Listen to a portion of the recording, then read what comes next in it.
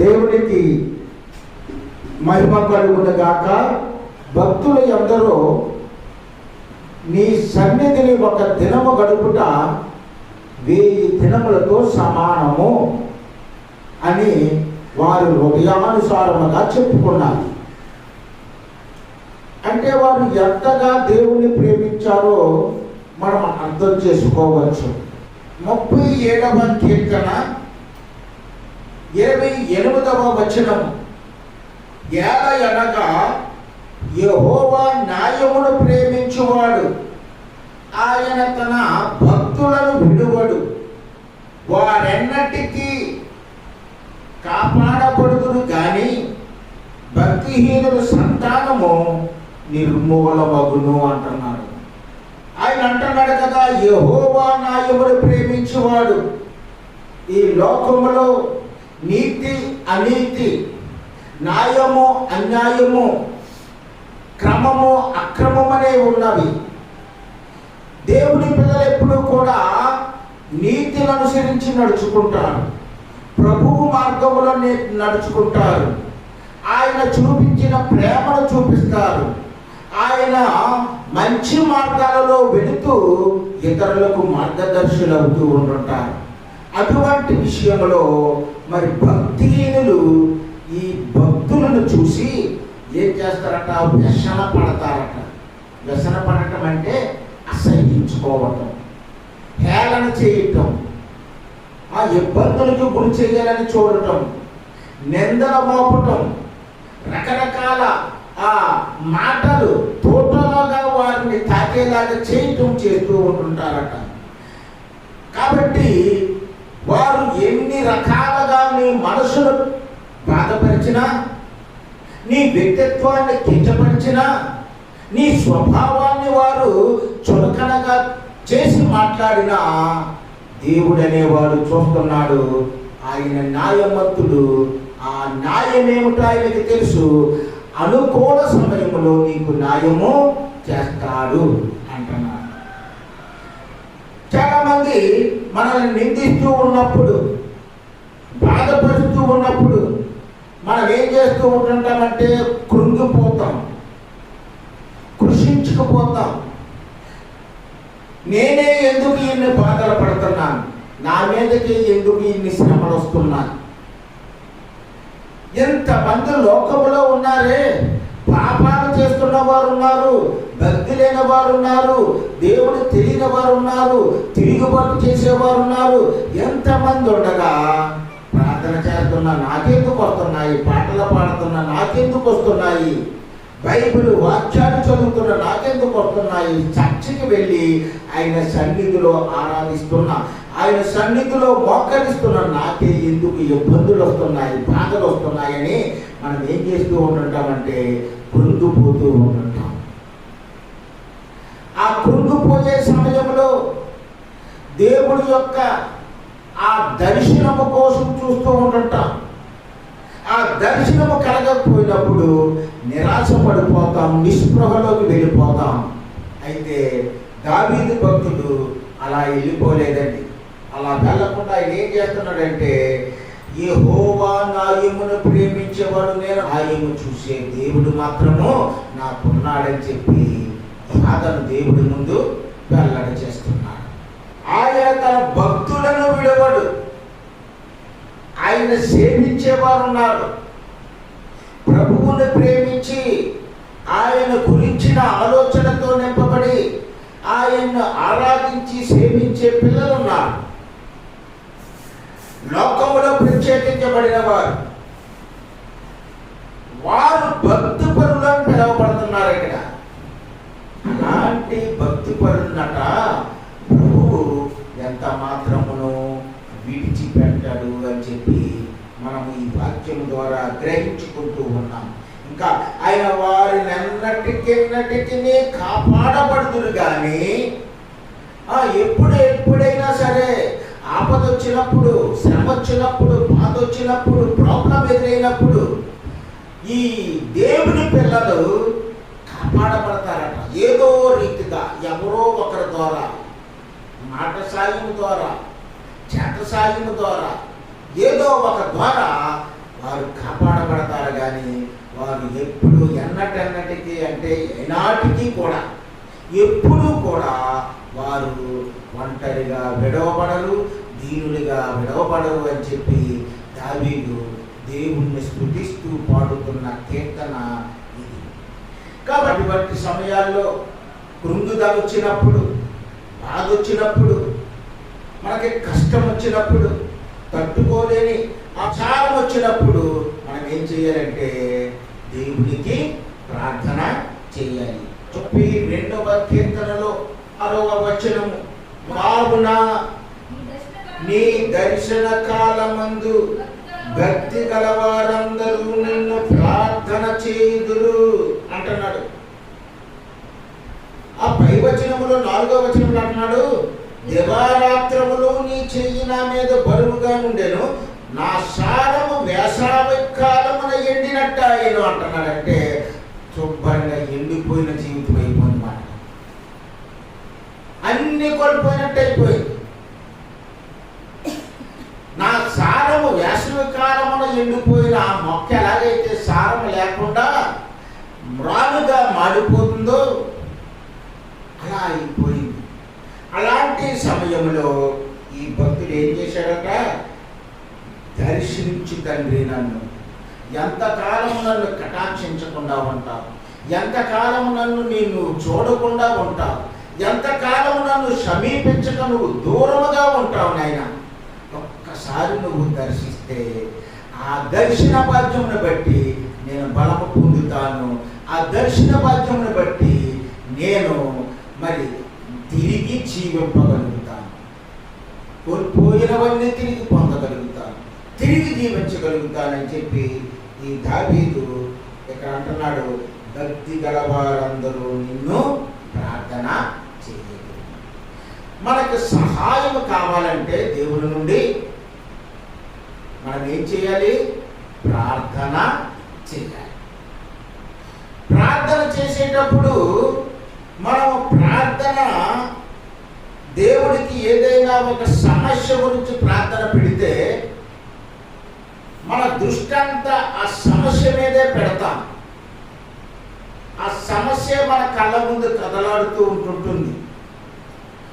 మరి దేవుడికి ప్రార్థన చేసేటప్పుడు ఆ ప్రార్థన ఆ రీతిగా కాకుండా నీ హృదయముతో, నీ పూర్ణాత్మతో నువ్వు దేవుణ్ణి ప్రార్థించాలి. నువ్వు హృదయం, పరిపూర్ణమైన హృదయంతో నీ దృష్టి అంతా కూడా ప్రభువు మీద ప్రార్థన పెట్టి చేస్తే, మన దేవుడికి ఒక పేరుంది. ఆయనకున్న పేరు ఏమిటంటే ప్రార్థన వినేవాడు. ఆయనకున్న పేరేంటి, ప్రార్థన వినేవాడు.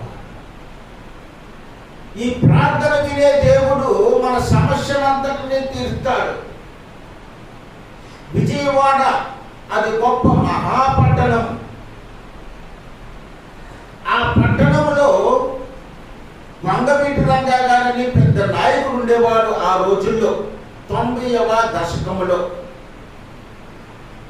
ఆ నాయకుడు హత్య చేయబడ్డాడు. ఆ నగరం అంతా అల్లకల్లోలమైపోయింది. ప్రత్యర్థులు, పోటీదారులు ఒకరికొకరు పొడి చేసుకుంటున్నారు. బయటకు వచ్చిన వాడిని నిర్దాక్షిణ్యంగా చంపేస్తున్నారు. వీడిని వాడు, వాడిని వీడు చంపేస్తున్నారు. అలాంటప్పుడు ఆ నగరం అంతా కూడా 144 సెక్షన్ పెట్టింది గవర్నమెంట్. ఏం పెట్టిందండి, 144 గొడవల్ని అణచాలని. ఈ 144 సెక్షన్ పెడితే ఇంట్లో వాళ్ళు ఎవరో కూడా గడప దాటి బయటికి రాకూడదు.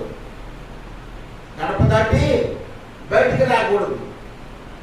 ఎవరైతే బయటకు వచ్చారో ఆ పోలీసులు ప్రహారం కాస్తా ఉంటుంటారు. ఆ పోలీసులు వెంటనే వాడిని షూట్ చేసి చంపేస్తారు, ఎవరైనా సరే. అటువంటి భయానకమైన పరిస్థితుల్లో నగరం అంతా గజగజ గజగజ గజగజాలు ఆడుతుంది. గజగజ గజగజాలు ఆడుతూ ఉంటుంటే మరి ఉన్న వాళ్ళకి పర్లేదు, బియ్యం బస్తాలు స్టాక్ చేసుకుని ఉంటారు, పప్పు ఉప్పు లోన్ ఉంటాయి. నూనె వగేరా వగేరాలన్నీ ఏదో ఒక నెల 2 నెలలకు సరిపోతాయి వాళ్ళకి. మరి నిరుపేదలు ఉంటారు, ఏ రోజుకి బయటికి వెళ్ళి ఆ రోజు కొనుక్కు తెచ్చుకునే వాళ్ళు ఉంటారు. మరి వారి పరిస్థితి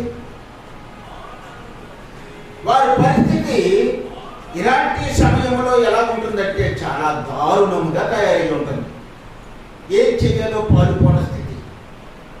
అటువంటి స్థితిలో ఒక ముసలావిడ ఒక చిన్న కుర్రాడితో మనవడితో ఒక్కరితే ఒంటరిగా ఒక చిన్న గదిలో ఉంటుంది. చిన్న గదిలో ఉంటుంటే మరి 144 సెక్షన్ వీళ్ళ దగ్గర వండుకోవడానికి ఏమీ లేవు. ఏదో రొట్టె మొక్క ఆ మొక్క ఈ మొక్క ఉంటే పిల్లడికి తినిపించింది. మరి మరుసటి రోజు ఆకలితో ఉండాలి. దేవుడికి ప్రార్థన చేస్తుంది. గదిలోకి వెళ్ళి ఏమని ప్రార్థన చేస్తుంది? ప్రభువా, కష్టకాలంలో ఏలియాను కాకులతో పోషించావు. ఆ కాకులతో పోషించిన ఏలియాను కాకులతో పోషించిన దేవుడు నీవే అయితే నేనిప్పుడు కష్టకాలంలో ఉన్నా. నా కష్టాన్ని తీర్చడానికి నువ్వు ఆకాశము నుండి చూసి నా బాధను తీర్చవా అని చెప్పి కన్నీరు పెట్టుకుని ప్రార్థన చేస్తుంది. ఈ ప్రార్థన గదిలోని ఎవడంటున్నాడు? కుర్రోడు అంటున్నాడు. ఇది 4-5 సంవత్సరాల కుర్రాడు. ఆ కుర్రోడికి ఒక ఆలోచన వచ్చింది. మా అమ్మమ్మ దేవుడికి ప్రార్థన చేసింది కాకులతోటి ఆహారాన్ని పంపించమని. మరి కాకి రావాలంటే నేనేం చెయ్యాలి? తలుపులు మూసేసి ఉన్నాయి, కిటికీలు మూసేసి ఉన్నాయి, కాకిలోకి ఎలాగొస్తుంది? రాలేదు. కాబట్టి అమ్మమ్మ ప్రార్థన చేస్తుంది కదా, నేను లోనకి వెళ్ళి గదిలో నుండి బయటకు వచ్చి వరండాలోకి వచ్చి కిటికీ తలుపు తీశాడు. ఏం తీశాడండి? కిటికీ తలుపు తీసిన సౌండ్ కిర్రమని వినపడ్డది. ఆ పక్కనే ఒక పోలీసుడు ఉన్నాడు. ఆ పోలీసుడు వెంటనే కనబెట్టి, ఎవర్రా నువ్వు అంటే కుర్రాడు అల్లిపోయాడు. రే, ఎవరు కిటికీ ఎందుకు తీసావు అంటే, ఏమీ లేదండి, అమ్మమ్మ లోన ప్రార్థన చేసుకుంటుంది. ప్రభువా, కాకులతో ఏలియాను పోషించావు కదా, అన్నం పెట్టావు కదా, మాకు కూడా ఆహారాన్ని పెంపించు, మేము అన్నం లేకుండా చచ్చిపోయేలా ఉన్నామని ప్రార్థన చేస్తుంది. మరి దేవుడు కాకితో అన్నం పంపించాలంటే మరి కిటికీ తెరాలి కాదండి అని చెప్పి ఆ పోలీస్ ఆయనకి చిన్న కుర్రోడు చెప్పాడు. అవునా, అయితే ఒరే, నిజంగా మీరు ఆకలితో ఉన్నారు కదా? అవునండి, ఉన్నామండి. అయితే ఇక్కడే ఉండరా అని చెప్పి ఎక్కడైతే బిర్యానీ వండుతున్నారో ఆ వంటావిడ దగ్గరికి వెళ్ళి, అమ్మా, ఒక 2 ప్యాకెట్లు బిర్యానీ నాకు పార్సిల్ చేసి అర్జెంట్ అంటే ఆవిడ పార్సిల్ చేసి ఇచ్చింది. పార్సిల్ చేసి ఇస్తే ఆ పోలీస్ ఆయన తీసుకొచ్చి ఆ కిటికీ మీద ఎలా కొట్టాడు. కుర్రాడు వచ్చాడు, అరే, దేవుడు కాకితో నీకు ఆహారమో ఇచ్చి రమ్మన్నాడు. కాకి మన ప్రార్థన దేవుడు వింటాడు. అయితే ప్రార్థన దేవుడి దగ్గరికి వెళ్ళేలాగా నీ హృదయపూర్వకంగా ప్రార్థన చేస్తున్నావా? పశ్చాత్తాపడి ప్రార్థన చేస్తున్నావా? పాపాలు ఒప్పుకొని ప్రార్థన చేస్తున్నావా? భక్తులు ఎందుకు ఆశీర్వాదాలు పొందుకోలేకపోతున్నారు? ఎందుకు వారు అనుకున్నది జరగట్లేదు అంటే నీ హృదయము దేవుణ్ణి సరిగా వెతకలేకపోతుంది. నీ ప్రార్థన దేవుడి సన్నిధికి వెళ్ళకుండా ఆగిపోతుంది. కాబట్టి భక్తుల ప్రార్థన దేవుడు వింటాడు. ఆయన దర్శనమిచ్చే సమయం ఒకటి ఉంటుంది. ఇక రెండవది ఏమిటి అంటే, దేవుడు మాటలు శ్రేష్టమైనవి. భక్తులైన వారు, దేవుని పిల్లలైన వారు దేవుని మాటలు వినడానికి ఆశ చూపాలి. ఆ శ్రేష్టమైన మాటలు ఆ విశ్వాసిని బలపరుస్తాయి, స్థిరపరుస్తాయి, ఆత్మలో ఎదిగేలాగా చేస్తాయి. చూడండి, అక్కడ అపోస్తలుల కార్యాలు 16వ అధ్యాయము 14వ వచనములో, అప్పుడు లూదియ దైవ భక్తి గల ఒక స్త్రీ వినుచుండెను. ఆమె ఊదారంగు పొడిని అమ్ము తుయతైర పట్టణస్థురాలు. ప్రభువు ఆమె హృదయమును తెరిచెను కనుక పౌలు చెప్పిన మాటల యందు లక్ష్యం ఉంచెను. ఇక్కడ లూదియా అనే ఒక స్త్రీ ఉంది. ఆ స్త్రీ ఆ పట్టణంలో వ్యాపారస్తురాలు. మరి ఈవిడమ్మే రంగు ఓదారంగు, రోడ్డు మీద ఓదారంగు వస్త్రాలు శ్రేష్టమైనవి. ఆ శ్రేష్టమైన వస్త్రాలు ఆ పురాతన కాలంలో రాజరికానికి, ఆధిపత్యానికి, అధికారానికి గుర్తులుగా ఉన్నాయి. అది విలువ గల రంగు. అటువంటి రంగును ఈమె అమ్ముతూ ఉంది. అమ్ముతూ ఉన్నప్పుడు ఆ ప్రాంతంలో పౌలు గారు ఒక మీటింగ్ పెట్టారు. ఆ మీటింగ్ పెడుతూ ఉంటే ఆయన చెబుతూ ఉన్నాడు. చెబుతూ ఉన్నప్పుడు ఈమె శ్రద్ధగా వింటుంది. ఎలా వింటుందండి? శ్రద్ధగా విని నిజముగా వాటి యందు లక్ష్యం ఉంచి నజరేయుడైన యేసే నిజమైన మెస్సయ్యని తెలుసుకుంది. ప్రభువును అంగీకరించింది. ప్రభువు కొరకు ప్రయాసపడి ఎంతో పేరు తెచ్చుకుంది. ఆ అక్క చెల్లెల్లో మరియా అనే పేరు ఉన్న ఆమె ప్రభువు పాదాల దగ్గర కూర్చుని ప్రభువు మాటల మీద లక్ష్యము ఉంచింది. ప్రభువు వాక్యము శ్రేష్టమైనది. ఆయన వాక్యము జీవము గలది. ఆయన వాక్యము మనల్ని స్వస్థపరిచే.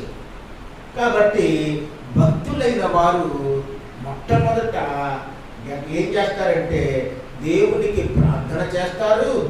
రెండవదిగా ఏం చేస్తారంటే ఆయన వాక్యమును విని దాని మీద లక్ష్యం ఉంచి ఆ వాక్య ప్రకారముగా నడుచుకోవడానికి చక్కగా వారి హృదయాన్ని, శరీరాన్ని ప్రభువుకి అప్పగించుకుంటారు. ఇక మూడవదిగా చూస్తే దేవుని పిల్లలు లోకమునకు దూరముగా ఉంటారు. దేనికి దూరంగా అండి? లోకానికి. ఈ లోకము మనల్ని ఆకర్షించుకుంటుంది. ఎన్నో రకాల ఆకర్షణలు ఉన్నాయి. ఏదో ఒక ఆకర్షణ అనే వల లోకం చేత నీ మీదకి వేయబడుతుంది. నువ్వు ఆ వలలో చిక్కుపడతావు. ఒక మనుషుడు దూర ప్రాంతం నుండి మరో ప్రాంతానికి వెళ్తున్నాడు. ఆ దారి మధ్యలో పెద్ద అడవి ఉంది.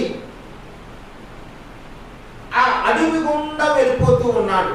ప్రయాణం చేసి చేసి చేసి ఉన్నాడేమో. మంచి ఆకలేసింది, చాలా ఆకలేసింది. ఆ ఎదురుగా ఒక ముసలాయన వస్తున్నాడు అడవి గుండా. వచ్చి, బాబు తమరు ఏ ఊరు వెళ్తారు అంటే, పలానా ఊరని ఏదో పేరు చెప్పాడు. అయ్యా పొద్దుపోయేలా ఉంది, తొందరగా వెళ్ళిపోండి చెప్పి ఆయన ముసలాయన వెళ్ళిపోతాడు. అది వారుని పెద్ద చెట్టు ఉంది. నదిలోనికి వాలి ఉంది. నదిలోనికి వాలి ఉంది. నదిలోకి వాలిన ఆ చెట్టుకి తేనెటీగలు ఎప్పుడు పట్టాయో కానీ పెద్ద తేనె పట్టును పట్టే. ఈ మన పాఠశాల చూశాడు. అబ్బా తేనె తీసుకోవడానికి ఇతను పైకి ఎక్కాడు. వీడు ఎప్పుడు దిగుతాడా అని చెప్పి కింద ఏం చేస్తుంది? పెద్ద పులి చూస్తుంది. అదే టైంలో ఆ చెట్టు కొమ్మ మీద నుండి ఒక పెద్ద పాము ఇలాగా సుడులు తిరుగుతూ కిందకి దిగుతుంది. ఈడి మీద చెట్టు మీద ఉండలేడు, కిందకి దిగలేడు. ఈ చెట్టు మీద ఉంటే పాము కొరుతుంది, చస్తాడు. కిందకి దిగితే పులి తినేస్తుంది, చస్తాడు. వీడు అనుకున్నాడు, ఇక్కడ ఉంటే చస్తాను, కిందకి దిగినా చస్తాను, చస్తే చచ్చాను, బ్రతికితే బ్రతికాను, నీరు బాగానే ఉంది కదా, ఈత కొట్టి అవతల ఒడ్డుగా వెళ్ళిపోతానని చెప్పి కిందకు చూస్తే వీడిని ఎప్పుడు గమనించిందో ఒక పెద్ద మొసలి నోరు తెరుచుకుని పళ్ళు తెలాలి. ఇప్పుడు వీడు ఏం చేయాలి? ఏదో ఒక దానికి చిక్కాలి. ఈ లోకము నీకు అలాగే వలలు వేస్తారు. అందమైన తేనె పట్టును చూపిస్తారు. ఆ ఆ అందమైన తేనె పట్టును చూసి నువ్వు భ్రమపడి, ఆహా నాకు బాగుంది, నాకు ఇంపుగా ఉంది, నాకు ఆనందంగా ఉంది, నాకు ఆకలి తీరుతుంది అని చెప్పి నువ్వు భ్రమపడి అక్కడ ఆగిపోయావో, నీ ఆత్మీయ జీవితం ఆగిపోయిందో, కిందకు వస్తే మరణము, పైకి అక్కడ ఉంటే మరణము, నీటిలో పడితే మరణము, ఎక్కడున్నా మరణాన్ని నువ్వు తప్పించుకోలేవు. యాకోబు పత్రిక చూడండి, 1వ అధ్యాయము 27వ వచనములో ఈయన తండ్రి అయిన దేవుని ఎదుట పవిత్రమును నిష్కలంకమునైన భక్తి ఏదనగా దిక్కిలేని పిల్లలను, విధవరాండ్రను వారి ఇబ్బందులలో పరామర్శించుటకు ఇహలోక మాలిన్యము తనకంటకుండా తన్ను తాను కాపాడుకుంటేనే మనం ప్రభువు మీద ఆశతో మన జీవన యాత్రను సాగించాలి. కానీ మన ఈ లోక సంబంధమైన ఊరులలో గుచ్చులలో చిక్కుకుంటే మనము ఎప్పుడూ కూడా ప్రభువుని సంతోషపరిచి ఆయన ఎదుట ఆనందంగా ఉండలేము. నాయమును ప్రేమించేవాడు ఆయన తన భక్తులను విడువడు, వారి టెన్నటెన్నటికీ కాపాడబడుతుంది. కానీ భక్తిహీనుల సంతానము నిర్మూలమతం. భక్తి లేనివాడు ఎవడైనా, అల్ప విశ్వాసి ఎవడైనా, సాతాను చేత ప్రేరేపించబడిన వాడు ఎవడైనా నిన్ను నిందించినా, బాధపరిచినా, నష్టము కలిగించినా నువ్వు ఏమీ భయపడొద్దు. నువ్వు 3 పనులు మాత్రం చెయ్యి. ఒకటి ఏమిటంటే దేవునికి ప్రార్థన చేయి. రెండవది ఏమిటంటే దేవుని మాటలు వినటము, ఆయన యొక్క చిత్తమును గ్రహించి ఆ మాటల మీద లక్ష్యం ఉంచి ఆ వాక్య ప్రకారముగా జీవించాలి. మూడవదిగా ఏమిటంటే ఈ లోకములో ఉన్న ఏ చెత్తను, ఏ పాపమును, ఏ పాప రోగాన్ని మన మీద వేసుకోకుండా మనము పవిత్రంగా కాపాడుకోవాలి. అలా కాపాడుకుంటున్నప్పుడు తన యొక్క భక్తులను దేవుడు ఎప్పుడు విడిచిపెట్టాడు. అలా విడిచిపెట్టకుండా దేవుడు మనం నిత్యము కాపాడుతూ ఉంటాడు.